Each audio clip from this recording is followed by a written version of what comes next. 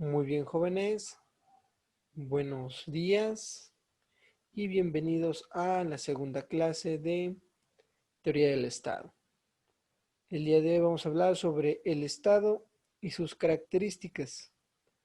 Ya durante la clase pasada vimos algunos antecedentes para poder llegar a una definición de Estado.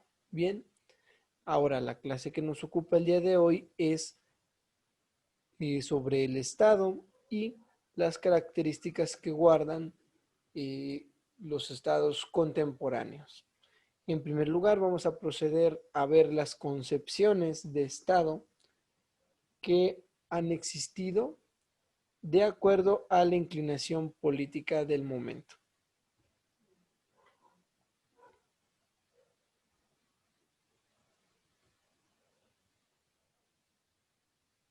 Bien, como hemos visto anteriormente, el Estado es una construcción humana que surge con la finalidad de brindar una organización al quehacer político. Estas construcciones sociales exigían cierto tipo de requisitos que a la larga fueron separándolas unas de otras, hasta llegar a la concepción de lo que hoy conocemos como regímenes. Esto al mezclar la forma de organizar del Estado con la corriente política denominante.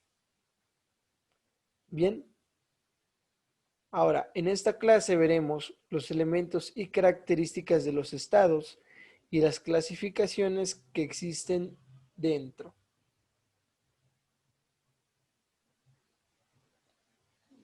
Bien, comencemos.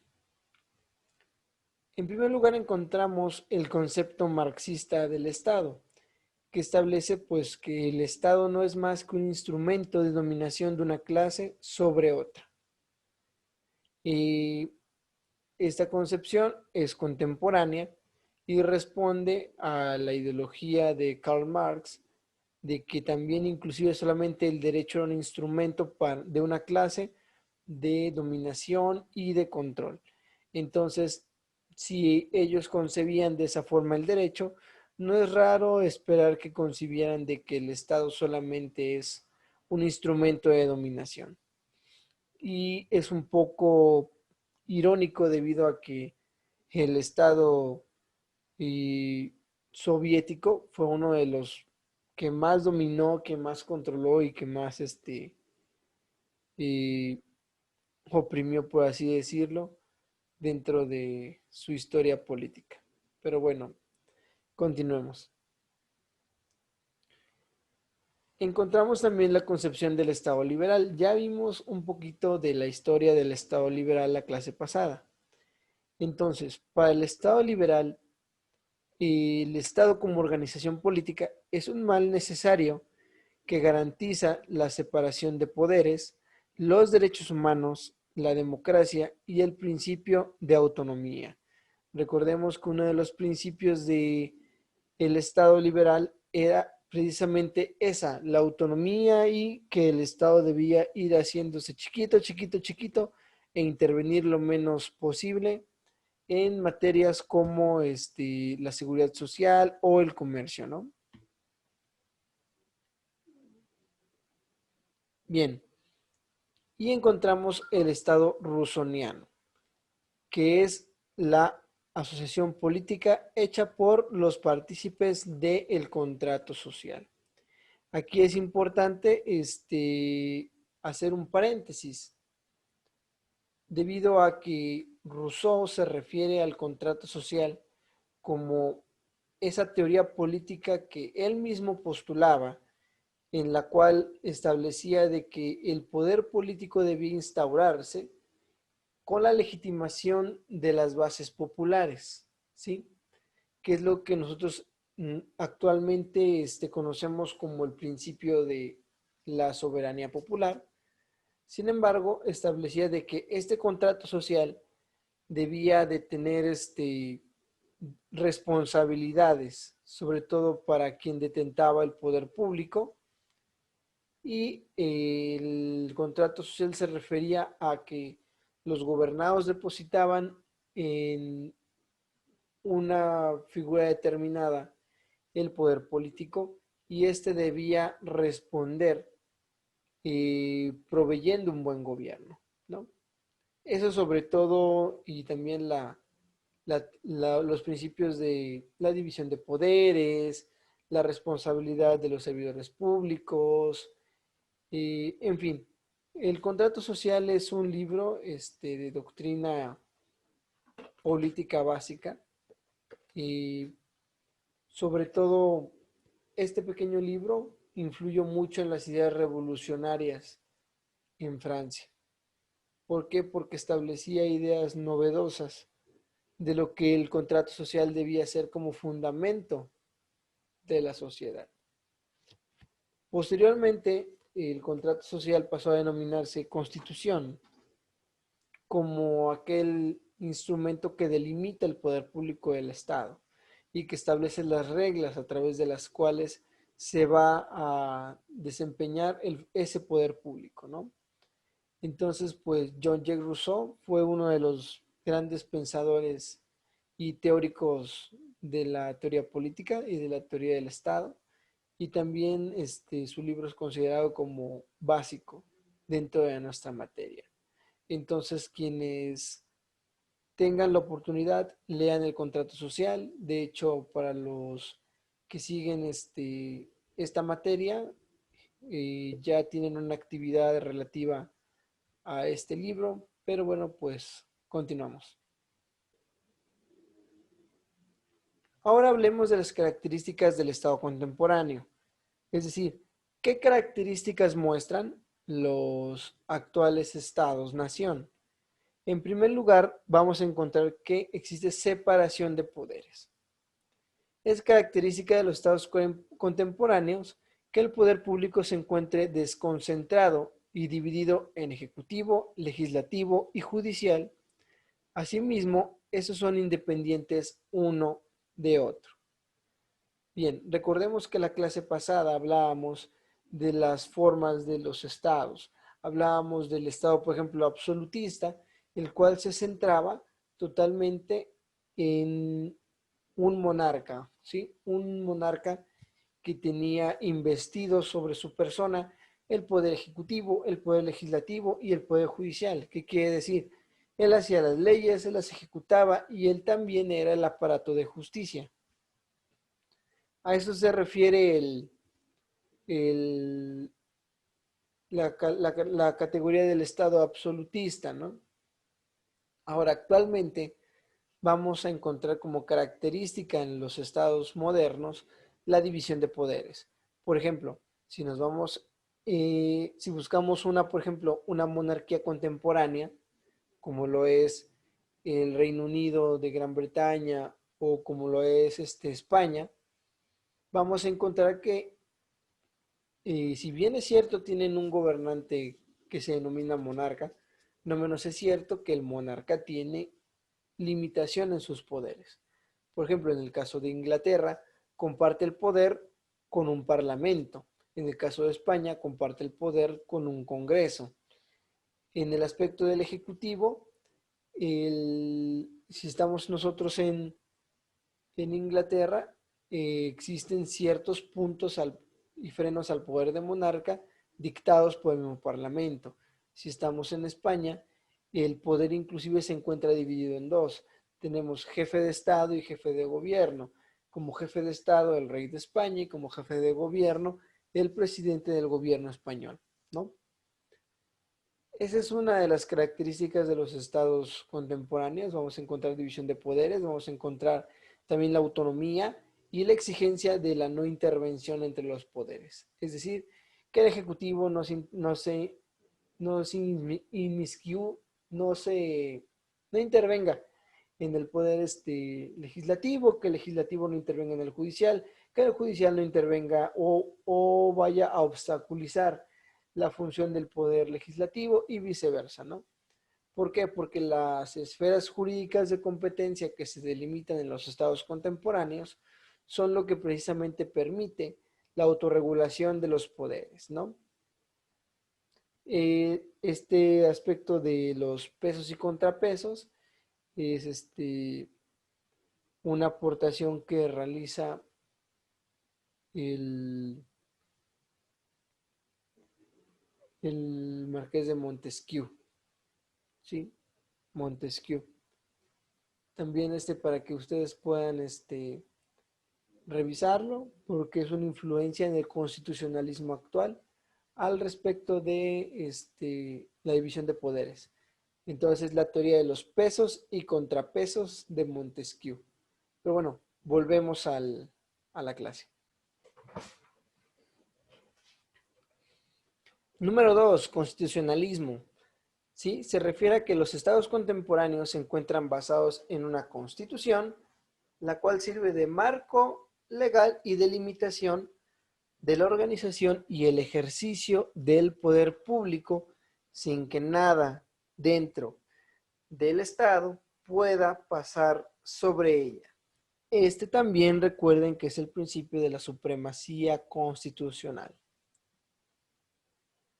Sin embargo, también es necesario mencionar que vamos a encontrar ciertas excepciones. Por ejemplo, y volviendo al Reino Unido de Gran Bretaña, ellos no tienen como tal una constitución, sino tienen una serie de leyes que se le denominan fundamentales, que se encuentran unidas unas con otras a través de la costumbre. Entonces, a eso se le denomina como su cuerpo constitucional, ¿no? Esas leyes constitucionales. Y sin embargo, pues la mayoría de los estados se encuentran fundados en constituciones, ¿no? Ya sean repúblicas, ya sean monarquías como España o Países Bajos, se encuentran constitucionalizados los estados contemporáneos. ¿Por qué? Porque a través de los documentos se va a establecer las reglas, ¿sí? Es decir, cuál va a ser la organización política, las competencias de cada uno de los intervinientes del poder público, los derechos, las responsabilidades también, las funciones y también la distribución de, de atribuciones para evitar la concentración de grandes cuotas de poder, ¿no? Esa es una de las características de los estados contemporáneos, se encuentran constitucionalizados. Y ya pues quienes llevaron conmigo constitucional podrán recordar que existen constituciones rígidas o constituciones flexibles, dependiendo de la naturaleza de la ideología de cada estado. Pero bueno, volvemos a la clase. Número 3, el poder institucionalizado. ¿A qué se refiere? Se refiere pues a la delimitación de tareas en el poder público a través de la racionalización, la formalización y el establecimiento de funciones propias. ¿Sí? Esto quiere decir que el poder se va a encontrar delimitado, se va a encontrar también limitado a razón de quien se encuentra ejerciéndolo para evitar de nuevo que se confundan las tareas y que se intervengan con funciones que no corresponden, ¿no? La institucionalización del poder se refiere a que cada detentador del poder va a tener delimitada su función, ¿sí? Por ejemplo, el ejecutivo va a tener su delimitación y sus funciones y sus capacidades, ¿no? El poder legislativo va a tener sus capacidades, sus funciones y sus atribuciones. El judicial va a tener sus capacidades, sus funciones y sus atribuciones.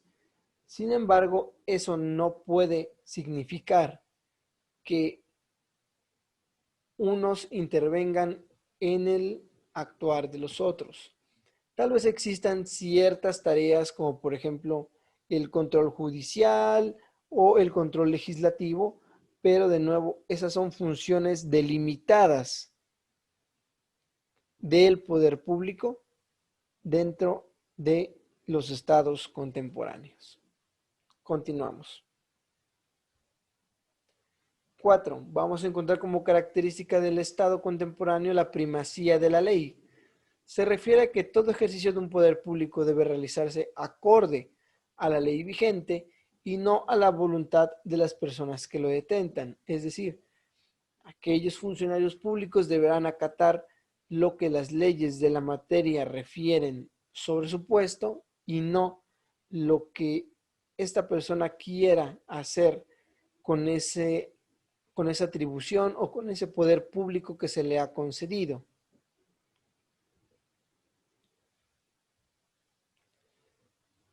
Como quinto elemento del Estado contemporáneo vamos a encontrar a la democracia, ¿sí? Se refiere a que todo poder público emana del pueblo, se basa en el principio de la soberanía popular y el derecho del pueblo a elegir y controlar a sus gobernantes. Al respecto de este tema, es necesario decir que efectivamente es una característica de los estados contemporáneos. Vamos a encontrar que muchos de los estados actuales tienen como base la democracia o tienen un gran porcentaje de su base política en la democracia. Por ejemplo, las repúblicas como México son democráticas y representativas. Sin embargo, estados semi-independientes como Canadá se identifican a sí mismos como una monarquía constitucional, un Estado federal y una democracia parlamentaria. El Reino Unido de Gran Bretaña se define a sí mismo como una monarquía constitucional y una democracia parlamentaria. Y así vamos a encontrar aspectos democráticos en todos los regímenes contemporáneos, porque efectivamente la legitimación popular de las autoridades se ha vuelto ya una característica de los estados actuales. Muy bien, entonces continuamos con la clase.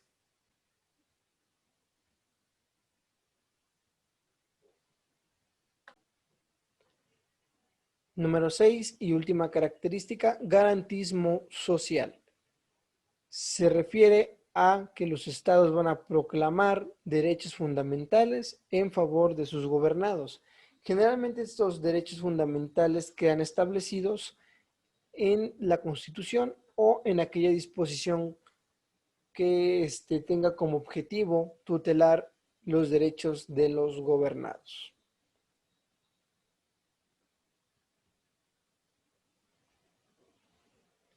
Bien, ahora hablemos de los elementos o condiciones para la existencia del Estado.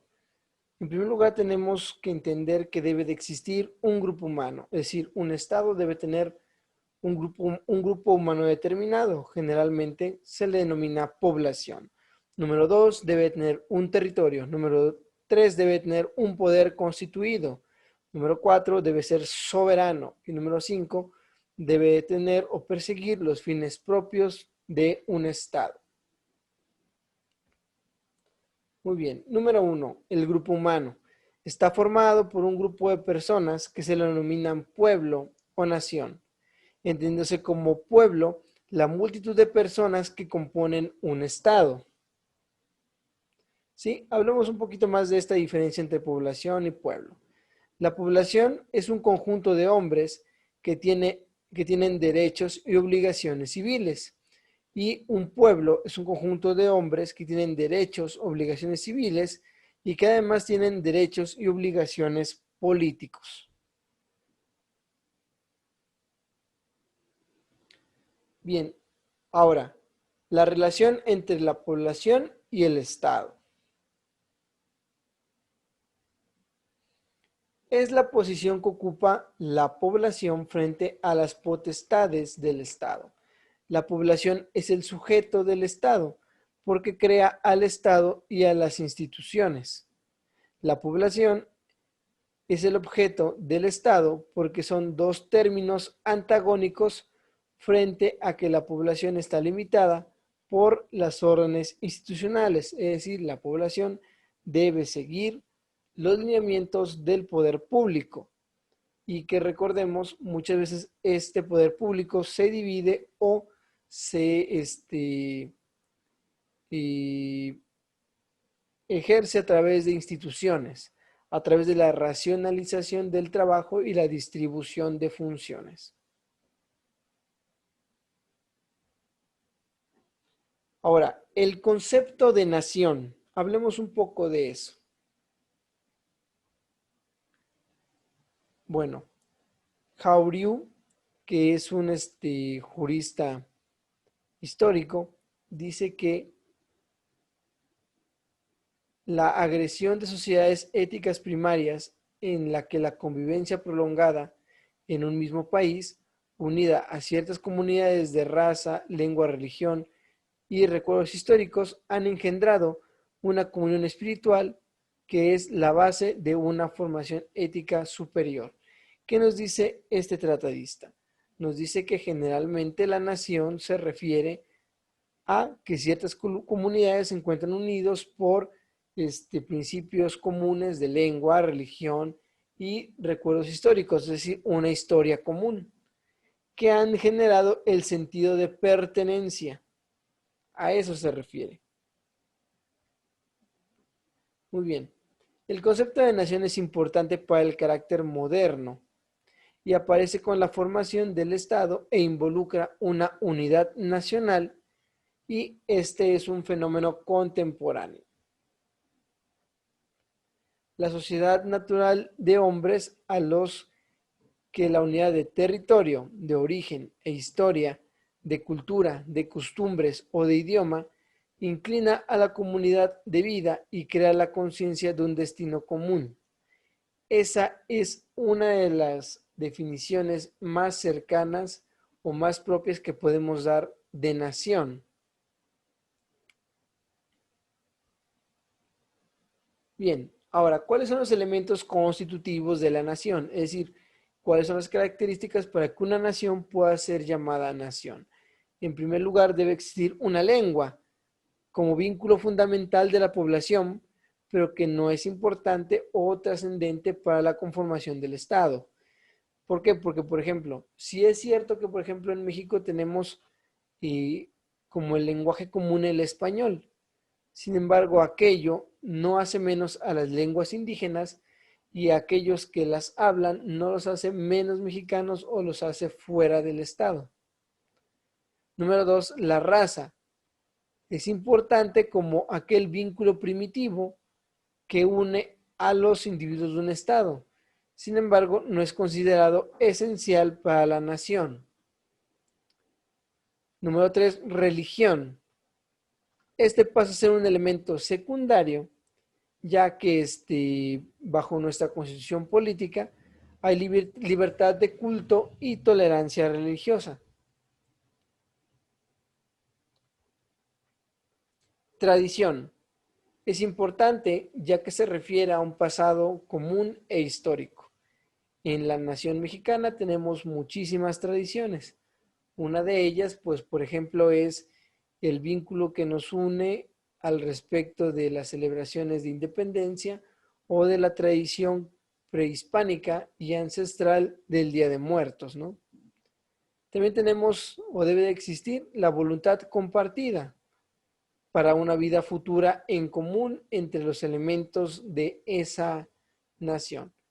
También la geografía, ya que no es un elemento capital para la formación de la nación. Es decir, la geografía es importante, pero en dado caso de que, como por ejemplo, en el caso mexicano, esa geografía se llegase a disminuir, como ocurrió durante la guerra mexicoamericana, la disminución de la geografía no significa el fin de la nación, sino que solamente esa nación ha perdido territorio y deberá conformarse y adaptarse a las nuevas fronteras. Bien, 2, territorio, que es lo que hablábamos hace unos momentos, y es la base física del Estado, donde impera la autoridad del país sobre nacionales y extranjeros, y que permite la defensa del país sobre ataques externos. Bueno, ¿cuáles son las características del territorio? Bueno, en primer lugar, es una unidad de territorio o una unidad jurídica. El territorio tiene un carácter unitario jurídicamente por discontinuidad territorial. Número 2, es indivisible. ¿Qué quiere decir? Fluye el concepto de unidad jurídica y su fin es impedir, o su finalidad es impedir, la fragmentación del territorio como si fuera una propiedad privada. Y debemos hablar de la división del territorio. Tenemos, por ejemplo, el espacio terrestre o el suelo, que es el territorio firme del Estado, que llega hasta el subsuelo y está encerrado por los límites y las fronteras, que por lo general se establecen a través de tratados internacionales. Dentro de este espacio terrestre se ejerce plena jurisdicción del Estado. También corresponde a las islas internas o a las aguas nacionales que se vincula con el mar territorial, sujeto a la Convención del Mar Territorial del 58. Este es un tratado internacional. También tenemos el mar interno, que es aquel en que las aguas interiores se unen al mar abierto, ya sea por la vía de los estrechos u otras formaciones geográficas territoriales. Bien, tenemos un espacio aéreo, que es el espacio que se extiende sobre el territorio de la República y el Estado ejerce pleno derecho y soberanía o jurisdicción sobre él. También tenemos el espacio marítimo, que es la prolongación del Estado hacia el mar, es decir, hacia el mar soberano. Las delimitaciones del territorio marítimo está formado por el derecho internacional público. Bien, ¿cuál es la característica sobre ya sea el espacio aéreo, el territorio físico terrestre o el mar territorial o el mar soberano? Bien, en primer lugar, tienen la característica común de que son exclusivos, es decir, ningún otro estado puede mandar con su poder político sobre el territorio propio del estado original. Solo su propio poder jurídico y político son los que valen, es decir, solamente el poder jurídico y político del estado original. Es inviolable, es decir, no se aceptan la práctica de cesiones territoriales, sino a través de mecanismos establecidos por el derecho internacional y el derecho interno de los estados.